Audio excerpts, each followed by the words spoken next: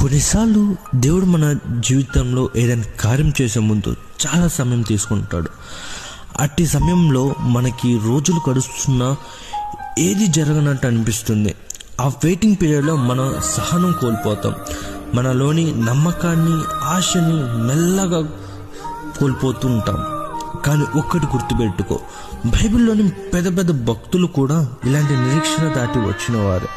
అబ్రాహాము 25 ఏళ్ళు, మోషే 40 ఏళ్ళు, దావీదు 15 ఏళ్ళు కనిపెట్టుకుని ఉన్నారు. అలాగ మనం చూసుకుంటే ఇశ్రాయేలీలు ఐగుప్తులో సుమారు 430 సంవత్సరాలు బానిసత్వంలో జీవించారు. అలా జీవించిన తర్వాత కూడా సుమారు వాళ్ళకి 40 సంవత్సరాలు పట్టింది కానాను దేశాల్లోకి వెళ్ళటానికి. కానీ వారి నిరీక్షణ చివరికి ఎలా ముగిసిందో చూడండి. దేవుడు వారిని ఎప్పుడూ విడిచిపెట్టలేదు. సరైన సమయంలో వారి జీవితాలను అద్భుతంగా మార్చేశాడు.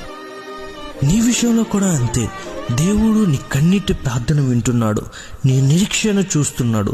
ఆయన నీ జీవితంలో సరైన సమయంలో నీ ఊహించిన దానికంటే అధికమైన ఆశీర్వాదాలతో, మేలులతో దేవుడు నిన్ను ఆశీర్వదిస్తాడు. అందుకే నీలోని నిరీక్షణ కోల్పోకు. ప్రార్థన చేయడం మాత్రం ఎప్పుడూ ఆపకు. ఎందుకంటే దేవుడు ఒక్క సెకండ్లో నీ జీవితాన్ని ఒక అద్భుతంగా మార్చేయగలడు.